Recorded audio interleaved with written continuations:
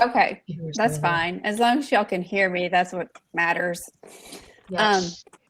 So I'm Karen Ullo. I'm an author. I have 3 novels out, 1 horror, 1 fairy tale, 1 historical fiction. I'm the editorial director of Chrism Press. So I have edited 2 of the other ladies on the screen. Before that, I was the manager of Apple Things. My official background is in screenwriting and vocal music. And somehow that equals novelist/editor. And my brain is absolute mush because I spent all day at a funeral. So if I say things that make no sense, that's why. It's all good. We love you. Yeah. Rebecca? Oh, just because I start talking next. Oh, dog. Hi, dog. In the background of Karina's video. My name is Rebecca Martin. I'm an author and editor. I have my debut novel that came out this summer, which is a Catholic contemporary romance, and a couple of children's books, one that released last year and another one coming this coming year. And I may or may not owe 2 or 3 more books to Chrism and White Crown. We won't talk about manuscript deadlines right now. It's okay. November's coming up. I'm also a full-time book editor. I work in nonfiction for Our Sunday Visitor, do some freelancing on the side with Chrism when I can, and freelance as freelance, volunteer, serve as the editor for the Central Province of Lay Dominicans. I'm a perpetually professed Lay Dominican as well. So if you hear things come out of my voice, chances are they will be Thomistic and or Dominican in some way, shape, or form. I can't get rid of it.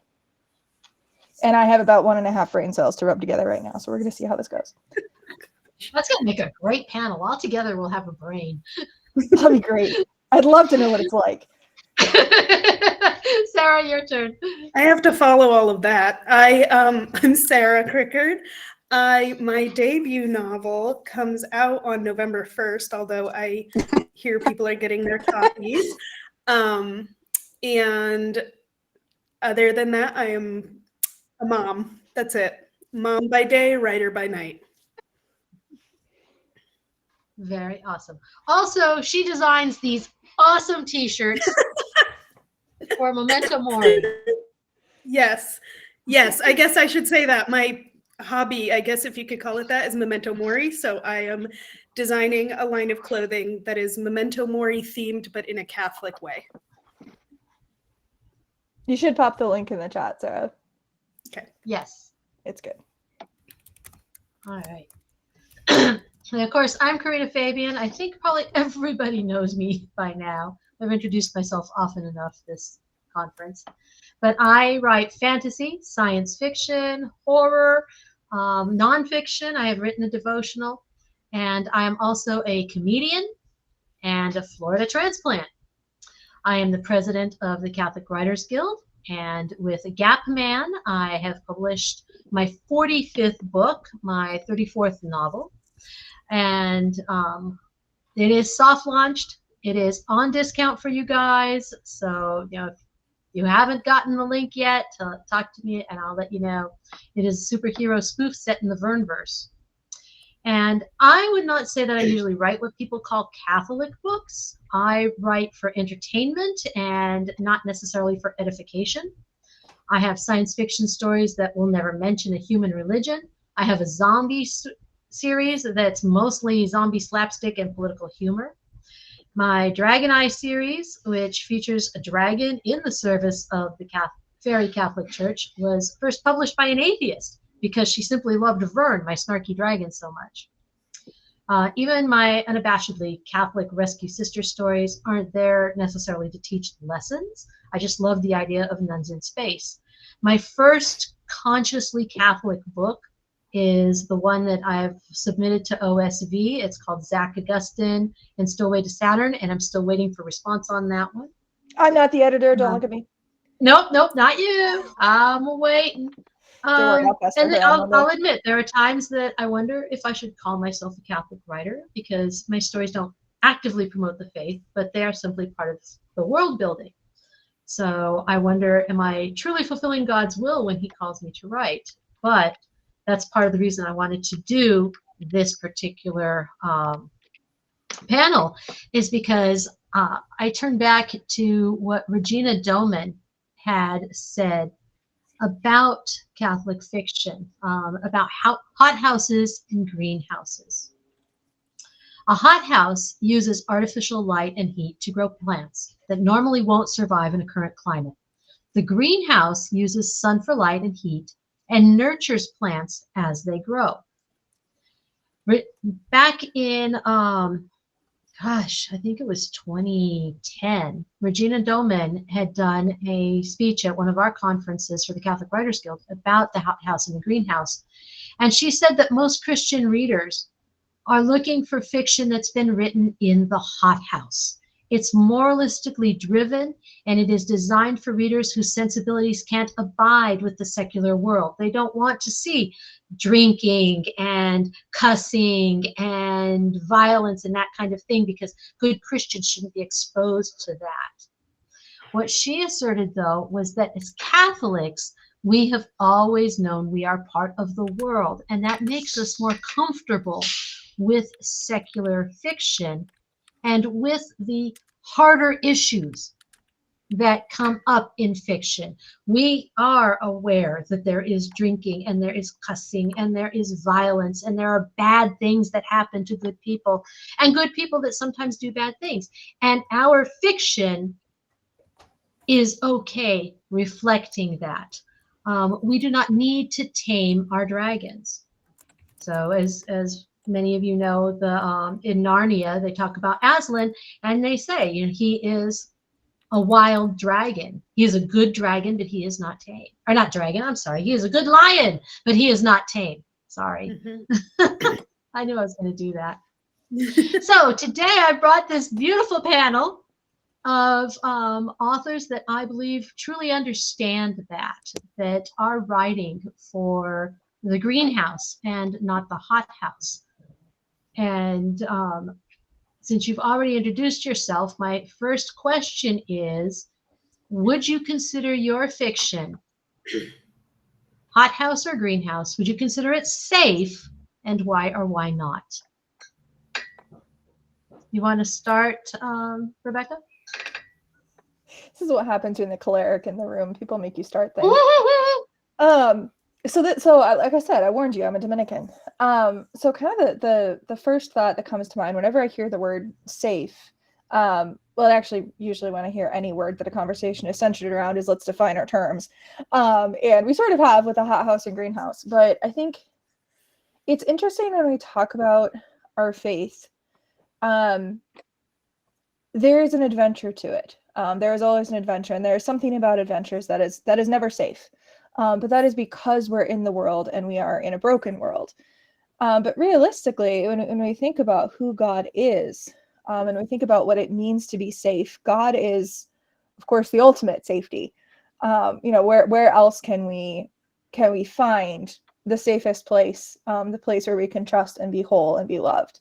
And so I think one of the interesting sort of challenges for us as writers is that that's always part of our life, is aiming through that adventure to the safety ourselves, and leading others to it in some way, shape, or form. Whether that's through humor, whether that's through object lessons of sin, whether that's through, in my case, contemporary Catholic romance, which, yes, let me tell you, is not the genre I thought I would write as debut novel.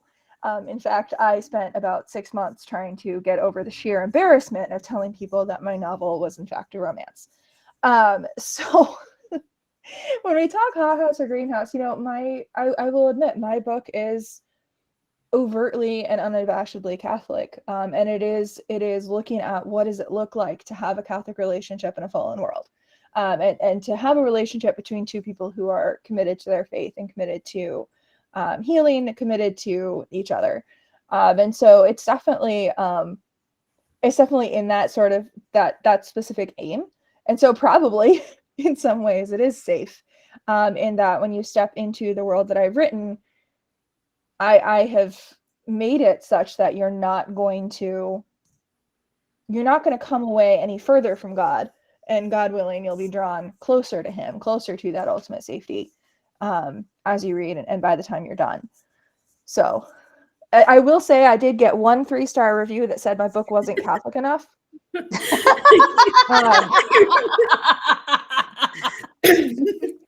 Yeah, I'm still not real sure that the 3 stars is still up there. The review was taken down. Don't worry, I have it screenshot. It cracked me up. It was a rite of passage. I got my bad review. That made me happy in that respect. But it apparently was not Catholic enough. Yeah, don't ask me if you've read it. Don't ask me how on earth I could possibly have made it any more Catholic. The best we can come up with is that Elena shows her ankles and doesn't become a nun in the end, and that's all I can think of. Oh my goodness. Carry on, Sarah, Karen, somebody else. Well, so like talking about my book has magic right in the title, so like people don't like that, and I think there's a degree when we were talking, Karina, you said they're Christian readers who don't want to abide things of the world, and I think along with that, sometimes we forget that by definition fiction is not real, and so of course there's truth in metaphor. We want it to feel real, we want it to reflect truths, but dragons aren't real, and so if we're going to take it as dragons aren't real, therefore it's bad, then we'd lose so much.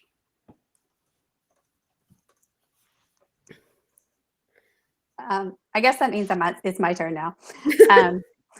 My fiction is definitely not safe, although it is, all 3 books, deeply Catholic and unabashedly so. Jennifer the Damned, which is my debut novel, is about an orphan vampire raised by nuns. And yeah, go try telling that to your pastor. There's cursing in it. There is violence in it. There is blasphemy in it, but I don't end there. And I think that's kind of the point, is that's our world. And yeah, somebody put in the chat, is the Bible safe? Not at all, not remotely. And I've given whole lectures on why the Bible is actually a horror story that just happens to have a happy ending. It starts with a literal devil coming down and convincing man to commit the first sin. There's a giant serpent talking who comes down and convinces people to commit the first sin, and then opens, just to mix my stories, Pandora's box, and enter every evil that could ever possibly exist, including the death of the Son of God by murder. Y'all, that's a horror book. I'm not saying it's fiction. I'm saying it's a horror book. But we have the ultimate plot twist with the resurrection. So I don't think, not only is my fiction not remotely safe, Jennifer the Damned is by far the least safe, in the sense that it's the one that includes all the cursing and violence. The other 2 do not include cursing. The violence is pretty much always there, even in my fairy tale. My 3rd book, the one that just came out this year, is historical fiction. It's set during the French Revolution. If anybody wants to tell me how you make the French Revolution safe, I'll just refer you to Victor Hugo, and we'll go for, it can't be done with any degree of truthfulness. It was literally a genocide of Catholics. And people forget that really easily. And, liberty, equality, fraternity, let's go stand on the battlements. And, but no, it was genocide, guys. And there's not, the streets ran with blood ankle deep during the terror. How do you make that safe? If you don't want to know what the world is really like, don't read my books. Because I don't pull punches, and I don't think we should, because what we need as human beings is to be able to see God at work in the horror. Life is awful. You know, we buried my father-in-law today, and even though he was 92 years old and very much not, you know, unexpected, life is still hard. You know, that was a horrible day. It's a horrible thing to go through, and it's nothing like what people go through at other times in their lives that are so much more horrific. And if we can't have honest conversations about what that's like, or metaphorical conversations about what that's like, where we do use the vampires and the magic and the dragons and things to express truth in a different way, what are we doing? What's the point? I think it's interesting we often equate the word safe with comfortable. And I think a lot of what maybe pushback is against maybe, you know, the uncomfortable Catholic fiction is it's the discomfort. And I think there's a call for us as Catholics to, I would say too, that safety doesn't mean there are no boundaries. Say we can go back to Chesterton's simile of the walled playground on the cliff, where you take the wall down and what you haven't done is brought freedom. What you've done is brought fear. But the safety lies in the truth. The comfort does not lie in the truth. Safety does lie in truth, I think. I think that's exactly right. And that's where we have to say, you know, what do we mean by safe? And I'm sorry, Karina, you were breaking up the whole time. You were giving your hothouse, greenhouse metaphor, so I completely missed it, and I don't know where I fall. But I think Rebecca's right. You're definitely It's our safety lies in the only place it can ever come from, which is God. And if we as Catholics and Orthodox and whoever else might be here this evening are relying on God to guide us as we write, and to ultimately let him show his truth through what we're doing, even if that's in very small ways, just by making someone laugh and making their life better, you know, like Karina does so often. If that's what God wants to use that story for, then let him. But you can't go in thinking, oh, but if I do this, I'm gonna offend these readers. Well, then those aren't your readers, you know. Like, you have to let God take you where he wants to take you.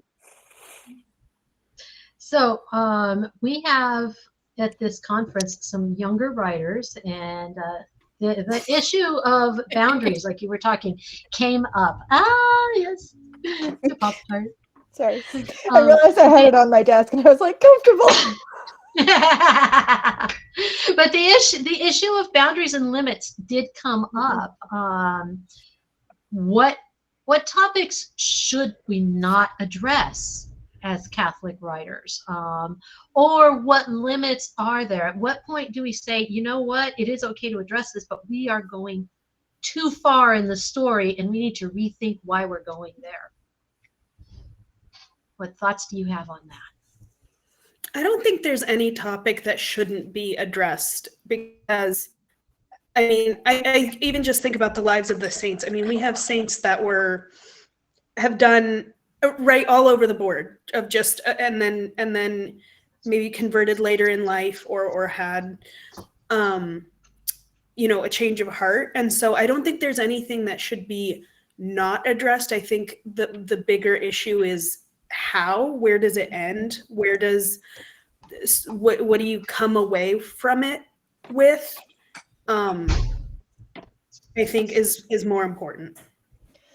And that's where it gets back to truth, and it gets back to your own personal formation, because I mean, what we're all saying is that Catholic books are written from the Catholic imagination, which is not afraid to approach truth. But if you're the question of, you know, how do I talk about a topic, or how do I know if I'm going too far? A lot of that does have to come back to your own personal formation. Can you be confident that you're leading your reader closer to God in whatever way, shape, or form that is, whether that's away from sin, you know, by diving into what does evil look like? You know, what does this horrible thing look like when it's taken to its fullest extent? Think of all the dystopias. and many other things. But the only way you can really be confident in the boundaries that you're setting in your fiction is by being confident in your own faith and in your own knowledge and love of God, because then that's going to come through in your writing. And whatever genre you're writing, whatever topic you're covering, and however you're doing it, and through, of course, then the support of good craft, then you're able to do that well. But it has to start with your own connection to God in order to do that well. Yeah, and I do think that I agree that there are no topics that are off limits per se. I do think that there are limits on how we can approach certain topics, in particular sexuality, because let's face it, the human body has its own physiological responses to certain images that we can't avoid. Mm-hmm. And I do think we have a responsibility to make sure that we are not titillating, mm-hmm. especially mm-hmm. intentionally, our mm-hmm. readers, and that we're not using the fact that we're addressing that topic as a way of, okay, well, at the end, I'm still going to lead you to a message, but in the meantime, I'm going to give you scenes that are going to, lead at least your body in the direction it shouldn't go, which may then lead your mind and your soul. I have definitely read some works by Catholic authors that did that. Mm-hmm. And I do think that the other one is of course violence, and I already told you that all of my books are fairly violent, but you don't want to leave your reader with PTSD either. I think there does come a point when you have to simply let enough suffice. And, you can bring your reader to the darkness of the mind and soul of the character, but that doesn't mean that we need every graphic detail of the horror that they've experienced. Someone asked, is that where trigger warnings come in? It can be, but I think, again, it's more a question of, like Rebecca said, your own faith formation. And it's also listening to good criticism. Mm-hmm. And finding people you trust who have the same goals in mind, and letting them tell you when you've gone too far or when you haven't gone far enough. And Karen, I was gonna, sorry. Go ahead. I was gonna ask you if you think that, because Rebecca, you mentioned good craft, telling a good story, and I think that there, in a way, good storytelling does guard against, we're just gonna keep adding violence for no reason, doesn't serve the story, right? Like, taking something too far, you'll eventually, it just won't fit within the story if it's coming out of a Catholic imagination. So do you think that like good storytelling is a little bit of a safeguard against that? It really is. Good storytelling is good storytelling. Mm-hmm. And if you are really concentrating on immersing your reader in the life of the character or characters and what's happening to them, and you're immersed in also things like plot and pacing. My goodness, if you're reveling in violence for too long, then your pacing is off, right? Yeah. The story's got to move. And I think that's where that does come in. But it can, like I said, I think it's also very, very important that we have the support of other Catholic writers and editors to help us with that. I do that all the time in my role at Chrism Press. Rebecca does too. We tell authors, you really need to pull back here, or you really need to push in further here. Mm-hmm. I had the great opportunity of experiencing that myself, particularly with Jennifer the Damned. My editor really helped me push where I needed to push, which, believe it or not, that book actually needed me to push further. And those of you who have read it are probably like, what are you talking about? But no, it needed it. I had to push further. Mm-hmm. But and to pull back in other places too. It really really our own formation, the humility to accept good criticism from people who know what they're talking about and have, you know, the craft background and the faith background to be able to give that to you. And that used to be a lot harder to find than it is now. Now you have groups like Legend Haven where you can come and find that pretty quickly from, you know, reach out to people who have the same goals in mind as far as that goes. When I first started, there was nothing.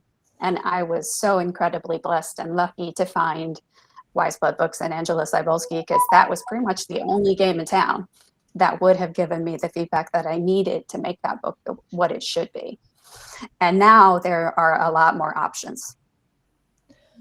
I want to loop back to a couple things, just because I'm in the romance genre. Looping back to what Karen said, there is a fallacy that the written word doesn't count as pornography, and it's a fallacy, because I'm sorry. Any graphic sex scene, I don't care what purpose it's serving. Like Karen said, we are body soul composites, and you can and actually the way that the mind experiences story is as if you are living it. The more vivid, the more involved you are in the scene, the more your body is experiencing it. And graphic sex scenes, I don't care what purpose you think they're serving, that is pornography. And no, they're not real people acting on real screen, but it is still giving the body that experience. And that is something that's rampant in the romance genre. And one reason why I have to fend off some interesting questions as a Catholic romance author. And I think the good, just to interject, I think the good news is that I think people want that. I think people are tired of every single book just having this unnecessarily salacious, like, well, we're a quarter of the way through the book, so we better add a scene, you know, kind of thing. I think people, just in talking to people both on social media and in person, people are kind of tired of it. So that's the good news. That is good. Well, and the other thing that underlies this whole conversation here is something that I say all the time to my authors, which is that you are not writing to the story, you're not writing to the page, you are writing to the person on the other side of the book. A book is a conversation taken outside of time and space. You are not speaking even to your whole audience at once. You are having a conversation with that one person who's reading your book at that moment. And so as Catholics, we have even more of that recognition that our reader is a whole human person, body and soul, with whatever experiences, information they have. And so because we have that knowledge of our reader as a human, and because we have that knowledge of human anthropology, we have an additional burden or an additional responsibility to recognize that, and to allow the book that is that relationship to be something that serves the person on the other side. So I want to add just a couple things to these fantastic thoughts. One is that as far as limits, when we are writing, we want to make sure that whatever we're writing about, whether it is sex or a dysfunctional relationship or an abortion, or you're writing a thriller and there's murder and violence and that kind of thing, we want to be sure that when we write, we are making it clear what's wrong. Yes. In all of this and what the consequences are. Mm-hmm. So we don't glorify the sin, even if the person committing the sin is glorifying it. There needs to be a level where the reader can read and go, hey, you know what? Don't do it. There's trouble here. And they're not going, oh yeah, let's go for it. Yay. That's exactly So, right. yeah. Sin needs to be presented as sin, Mm-hmm. you know, and that doesn't mean that your character who is committing the sin in that moment always knows that it's wrong. We don't always know that what we're doing is wrong in the moment. It would be silly to expect that our characters always know, oh no, I shouldn't be doing this, but I'm going to do it anyway, right in that particular moment.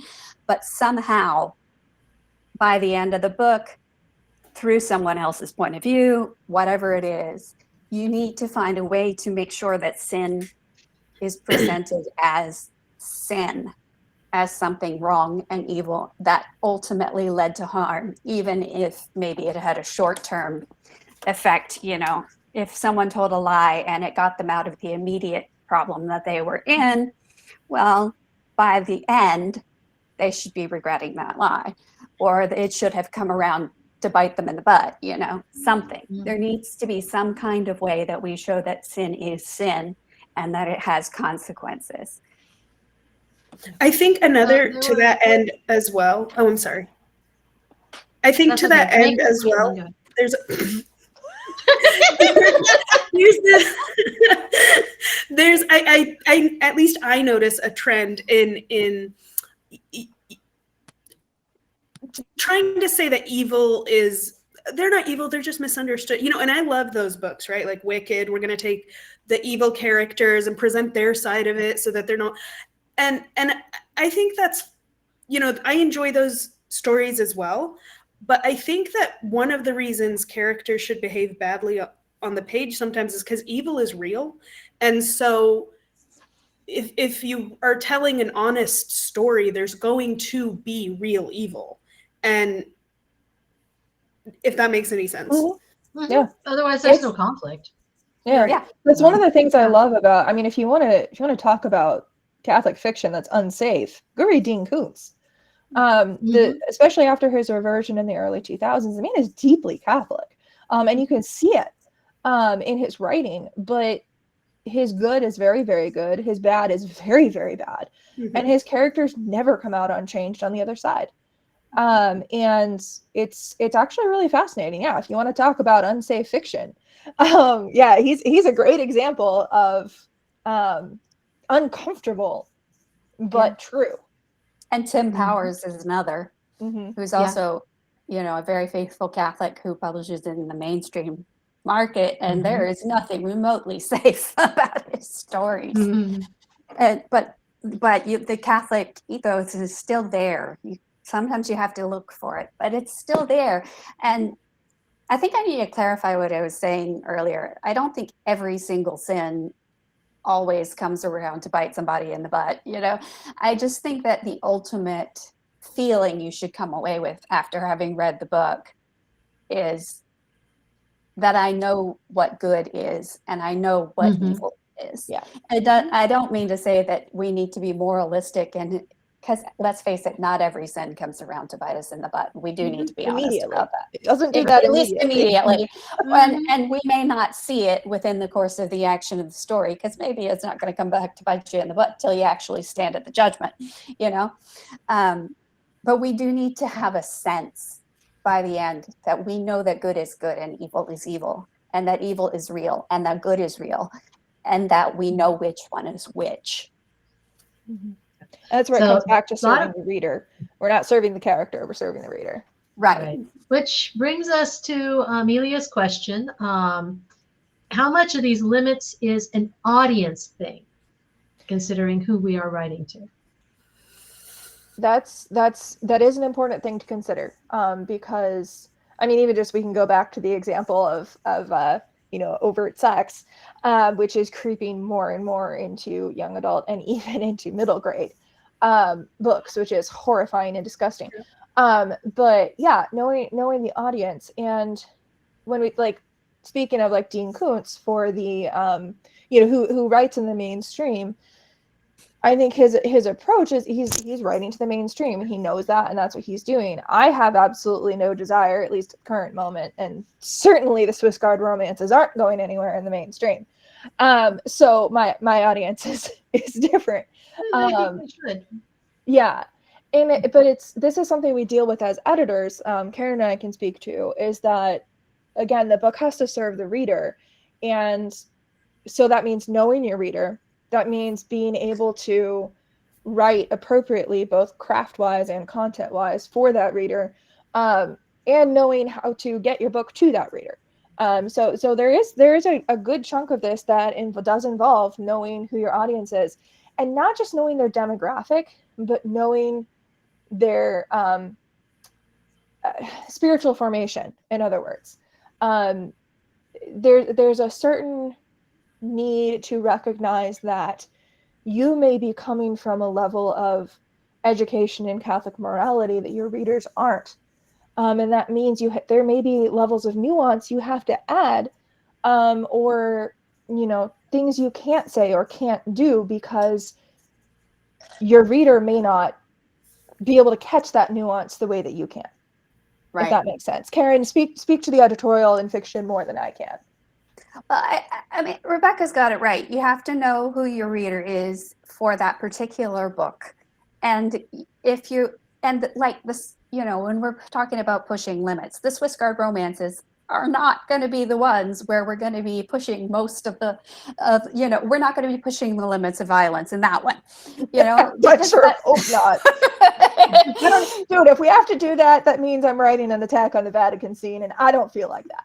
Yeah, I mean, that doesn't mean there isn't any violence whatsoever, because there's a tiny bit, but that's not He just really needed to punch someone. That's not what the reader wants from something that's called Love in the Eternal City, right? When you're picking up a book called The Eternal City, you want a book that's going to make you fall in love, both as a romance and with the city of Rome. That's what you want. And so that's not going to be the book where we're pushing the boundaries of the violence and and forcing people to stare darkness in the face, But if we're talking about Tony Kolink's book that's coming out in February that we just did the cover reveal for a couple of days ago, it's called Incarnate, and the premise is that a group of evil scientists stole a Eucharistic miracle and claim to have cloned Jesus from the blood of the Eucharist miracle. And the main character is this poor high school kid who's grown up just believing he's a regular old kid and is now being told that this is how he was really created.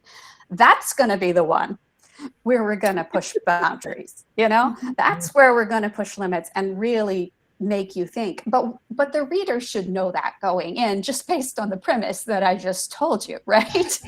You pick up the book and you read that premise on the back cover, you should know that this is going to be something that is challenging in the best of possible way, right? And believe me, we did our homework on that one. As far as making sure that there is no heresy or blasphemy in it, or at least that if it is, it's spoken by a character who is supposed to be heretical and blasphemous, and that we correct it somewhere along the way. But that's the kind of thing where we are going to be pushing boundaries. And that's what makes it wonderful, is that it is giving us this magnificent thought, the thought experiment. What would this be like? Because after all, that is real blood. That is real DNA. And we already do have cloning technology, at least to some extent. What would that be? Would happen? That person be? And,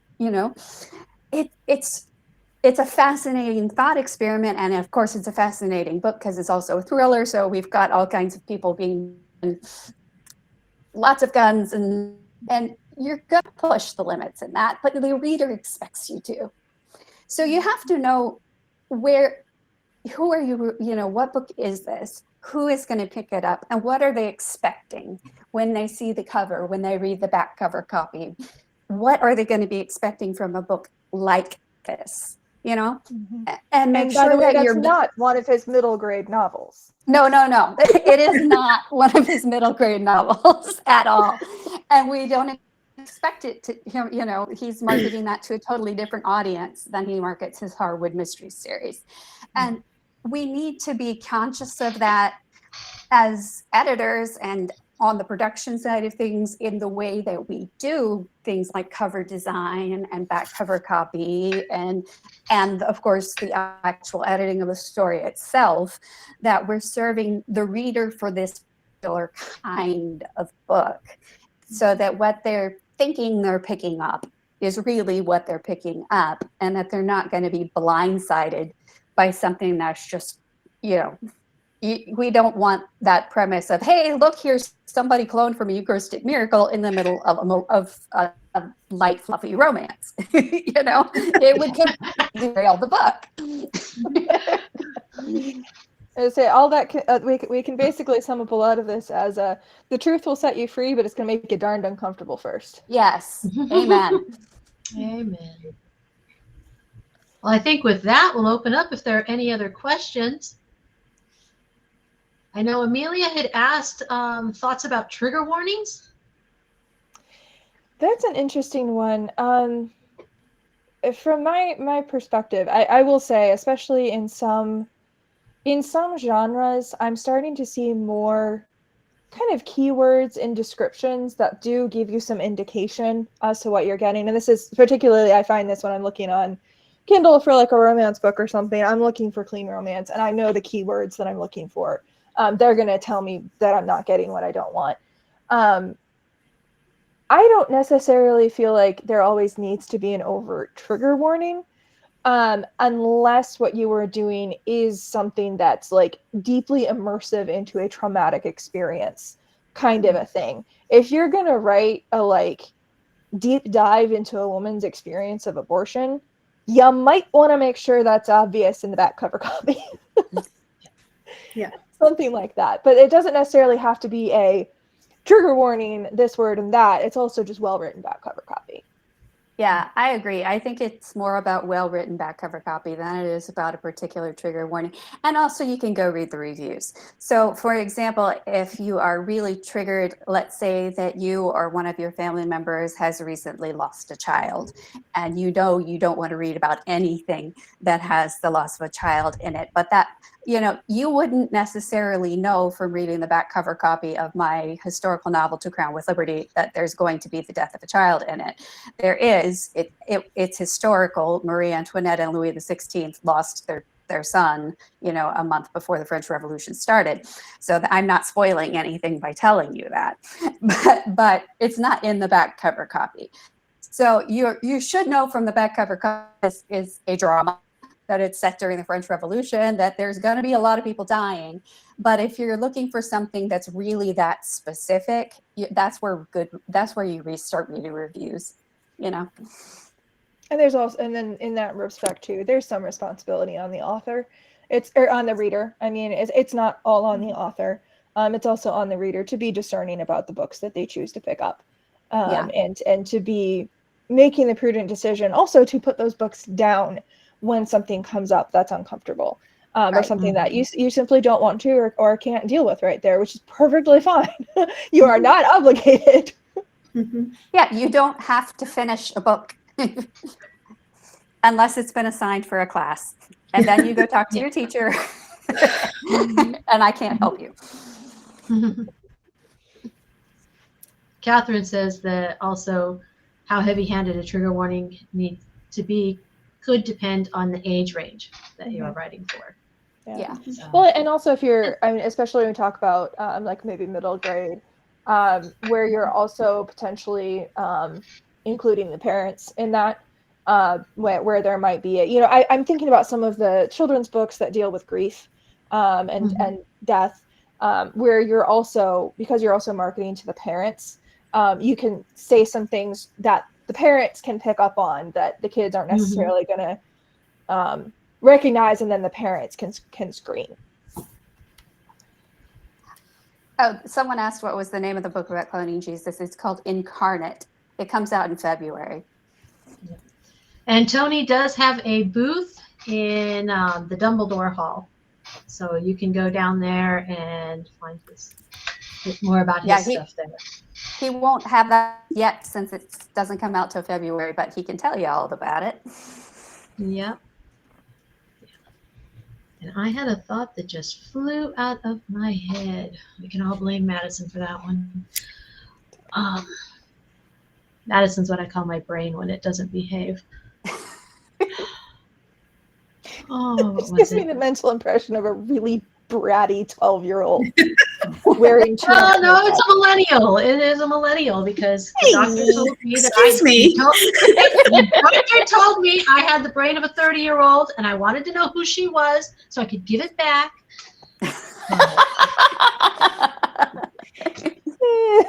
Unfortunately, I'm stuck with it, so I named it Madison. really had an Right. interesting question. Yes, where was this? So mature themes, but sneaking in good morals while giving them what they expect in the genre. I think that the reality is that when you're writing from a well-formed Catholic imagination, nothing's getting snuck in. Mhm. It's all an Right. integral whole. And so this is where it comes back to your personal formation and your craft of the ability to weave together the good and the evil in a way that's again at the service of the reader and also reflecting the truth.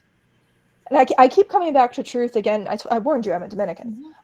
It's one of our mottos. But the truth is not an abstract thing, and it's not a conglomeration of things. It is a person. It is a person of Jesus Christ. And like Karen said, you look at the whole of salvation history. All of the Bible, all of it in some way reflects the person of Jesus Christ, whether it's pointing us towards or warning us of what happens when we move away. And so that is what we're doing ultimately when we are living our faith as a Catholic. We are in our own way trying to become more like Christ, and therefore in our writing we are attempting to imitate Christ, who sat with saints and sinners, and then forming our readers to be more Christ-like. And as much as we want to maybe, any time we want to push the boundaries, when we want to make people uncomfortable, it all has to be at that same drive, that same service.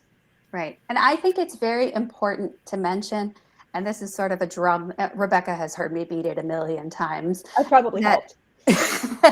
that the model we follow as storytellers is Christ, because he told fictional stories as a major part of his ministry.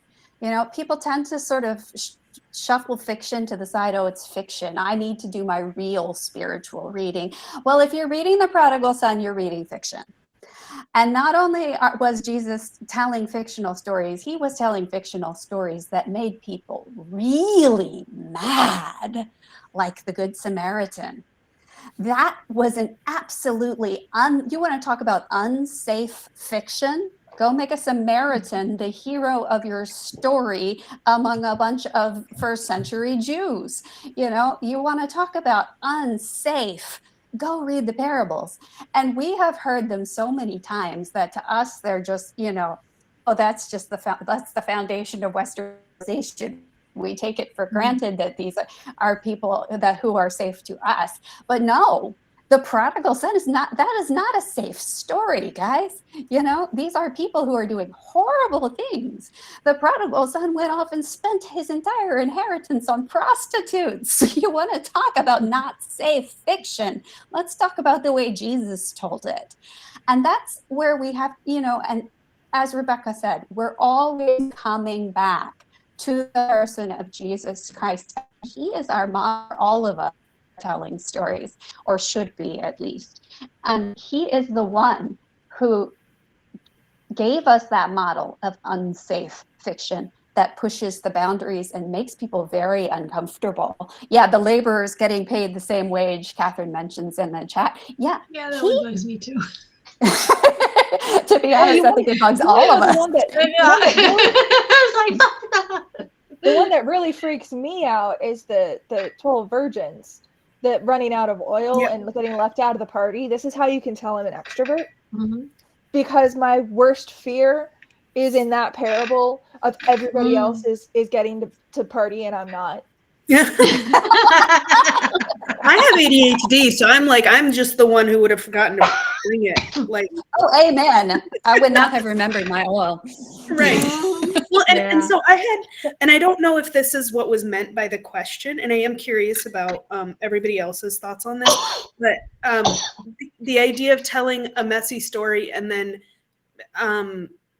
sneaking in morals as a means of teaching. I don't know if that's how the question was being asked, but that was a thought that came into my head of, again, with good storytelling, I don't think you can sneak in a message, because then your reader either won't get it or they'll just be disappointed.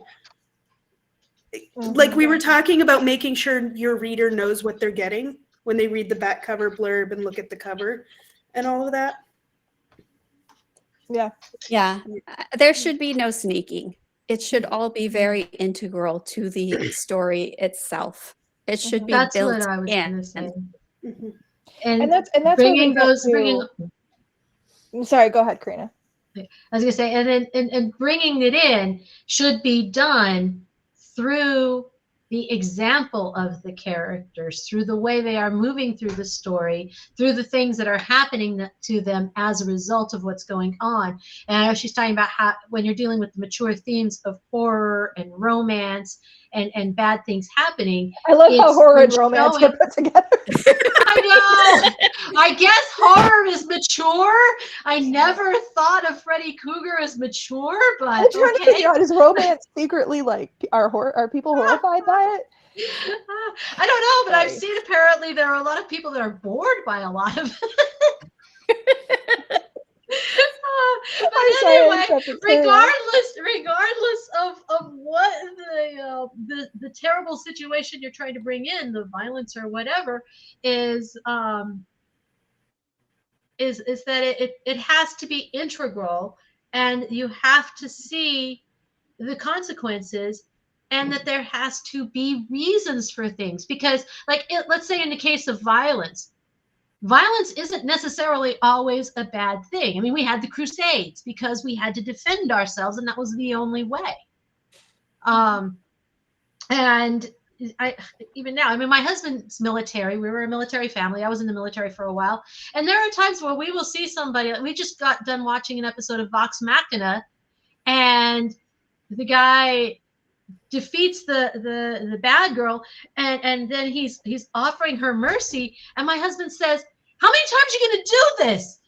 Not this time. It's stupid. And what do you know? She takes his hand and shoots him in the chest, and he dies. We're all like, told you. And it's not a great Catholic message. I mean, if this were going to be a truly Catholic book, if this were going to be a safe story, she would have taken his hand, tears in her eyes, would have cried, and the demon that was possessing her would have flown away. or screamed and gone up in flames or something. But no, this is a story told in a very terrible world, and this woman is possessed by a demon. I mean, the demon comes out and even talks to you sometimes. Ew. So Ew. no, you didn't just get to boundaries. I'm say, not watching that I'm one. offering. Yeah. It's Why not am I saying, supposed to? I will forgive you, and yes, I will accept your forgiveness. No, because it's not that easy. It's like, fine, if you want to tie her up and do an exorcism or something like that, fine, but you gotta. Where was I going with this? I don't know. I'm very excited about Self-defense this is episode. legitimate. Yes, Self-defense is legitimate violence. The wise there is such use- a thing as the just wise use of war. things. Mhm. Mm-hmm. Yeah. So as far as sometimes you got to punch the devil in the face. Mm-hmm. Exactly. And Yeah. I think we But also anyways, have to you got to remember make it integral. Go ahead. that we are the church militant. And even though most of the time that means trying to make peace, we are the church militant for a reason. Sometimes you got to get out there and punch the devil in the face, like Karina said. Well, and that's one of the reasons I love Dean Koontz, is because his books always have an acknowledgement that the battle on the physical battle between good and evil, and the one that we maybe see in the stories, is always part of the great spiritual battle between good and evil. And that battle has already been won. That battle has already been won by Christ. And at the same time, however, we are still called to participate in it. And so I think that's where when we get down to violence or to horror, there is a call to recognize as writers that the battle in the natural world mirrors or is part of the spiritual battle. And so how we write the physical battle between good and evil has to reflect our knowledge that good has already won.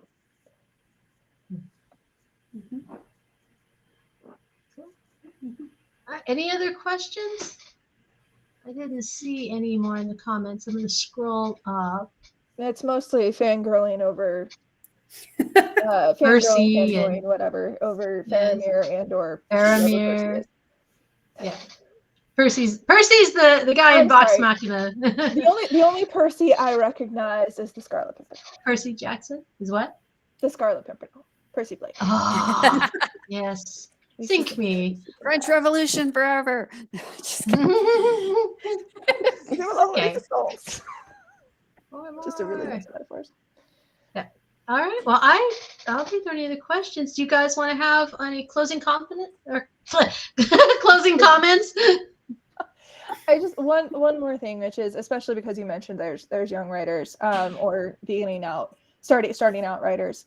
The best way to be a good writer is to be a good reader and a good person and a good Catholic. The best way to be a good Catholic writer is to form your faith, form yourself in your faith, to pray, to have a relationship with God, and let that then flow out through your writing in whatever way the Lord calls you to.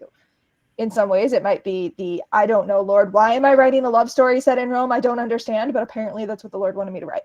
But the more you are forming yourself in your faith and in your craft, the better books and the stronger books you'll be able to write. Please do not diagram that sentence. The grammar was terrible. Self-editing. It's 9:30. We'll give you a pass. I agree 100%. If you want to be a good Catholic writer, be a good Catholic and be a good writer. Work really hard on both of those things.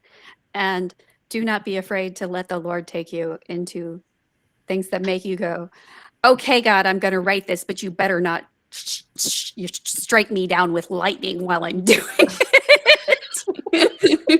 I often have this prayer. It's like, you know where this ends, I know where this ends, and apparently you want me to write this scene, so I'm going to write it. There better be no lightning bolts involved. You're the one who lives in Louisiana where the hurricanes aim for. So I know. So yeah. So God, I it's just a legitimate worked prayer.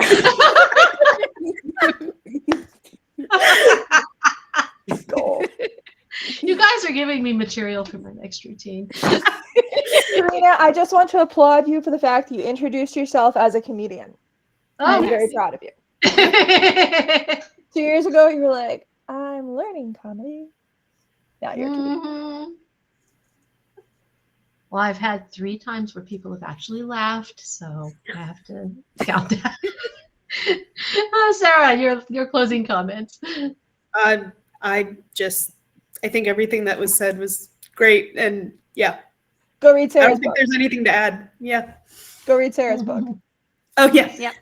Quick plug. Sarah's book comes out on the 1st of November, and there's a reason we picked All Saints Day as the release date for that particular book. And yeah, go read everything Chrism Press has put out. Yes, Chrism I'm Press is second an publisher. amazing publisher. Yes, it is real. It is here. So exciting. No, it's awesome. You Awesome. should totally read it. Yeah. Sarah's book. All right. Well, my closing comments are of a more practical nature. All of these ladies are part of the Catholic Writers Guild, and it has, I think we can all agree that, certainly for me, it has been instrumental in crafting us and who we are as writers and helping us to find our way. So any of you who are not members, I highly encourage you to join. The dues are $5 a month or $40 a year. We have crit groups, we have conferences. The membership gets you into our Heartbeat chat, which it runs similar to LegendFiction, but does fiction and nonfiction. And we have discounts on a lot of things. So the $40 does come back to you. And if you have any questions, catch me on that later. Thank you so much for everyone who has been here. And actually, no, didn't record what? The comedy routine. Your comment. No, actually, I talked to Dominic. Sorry, interruption. I talked to Dominic. He said he got a screen recording of it. Okay. So, yeah. So Where's it going to be? It's going to be on YouTube. If he wants me to look at it and make sure it's okay. Yeah. I can't imagine why it wouldn't be, but I saw lots of emojis. So anyway, yeah, so what I was saying is that if you are interested, please come and join. Come ask me more questions if you want. If for some reason you can't afford to join, we do have some, you can trade volunteer time for membership. It is 18 and up, however. So, and otherwise, all of you have a story in you. And those stories may not be the safest of stories. There may be some topics that even make you uncomfortable. Give those to the Lord. Ask him, what is the redeeming value in this issue that you want me to wrestle with? And give me the strength to wrestle with it on the page so that my people who are reading it, my readers, will be able to wrestle along with me in their hearts and come to that victory, which is you. Amen. All right, guys, thank you so much for being here. Go home. And also follow us on I love you. socials, follow our newsletters, all that fun Yes. stuff.